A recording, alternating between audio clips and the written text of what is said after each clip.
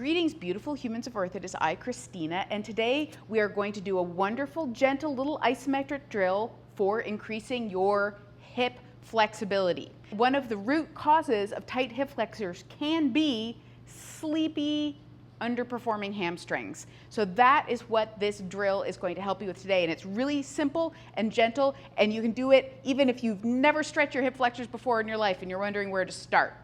So all you're going to need for this is a low bed or table that you can lay on where your feet are going to reach the floor.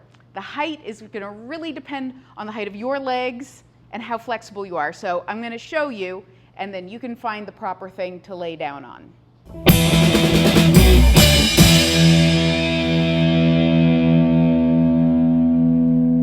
Here I am with my block.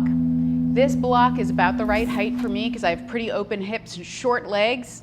You could try something higher or lower depending on your body and its needs. If you are just starting out with hip opening drills, lower is going to be easier. What you're going to do is lay down on your back with your butt right at the edge of your table or block. And you want both feet solid on the floor here. And you notice that my back is arched. That's not what we want. So I'm going to stretch one leg at a time by picking up the opposite knee and bringing it into my chest. And you see how that flattens out my back on the block? I'm going to need to scoot forward a little bit to get my foot on the floor. So what I don't want is to be in an arched position with a lot of space underneath my back during this exercise. That's going to contribute to my back doing more of the stretching than my hip. From this position, I want to get the foot of the leg that's stretching solid on the floor, and I want to really feel my heel on the floor.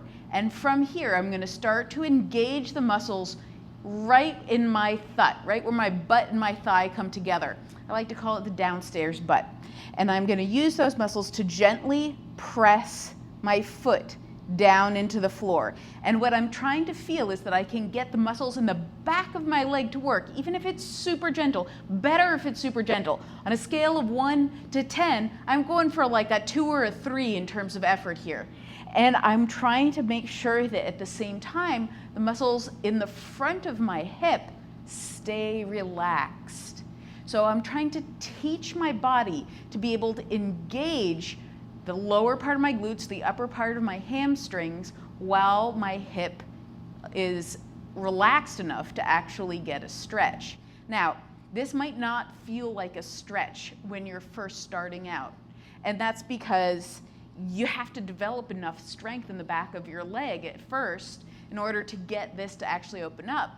But once you feel solid and you can hold this for about 60 seconds in this position, what you can do is start to scoot this foot a little further out. Now I'm starting to really get my knee below my hip, keeping my back flat. That is lengthening my hip flexors. Now, if I can get my hamstrings to work in this position, still pressing my whole foot, especially the heel, down into the floor, I can really feel the back of that right leg working hard. And now I am starting to get this delicious sensation of opening through the front of my right hip. And as long as I'm keeping my left knee pulled in and my back flat, I know I'm getting that stretch right where I want it. And again, I'm going to hold it for about 60 seconds on this second position as well.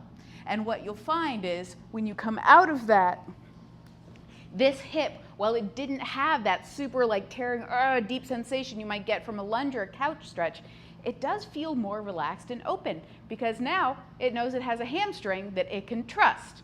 And I really love this form of isometrics. I did another video about this for back bending a couple weeks ago that you can check out, linked here. All right, thank you so much everybody for watching. More tidbits coming soon. Happy bendings, everyone.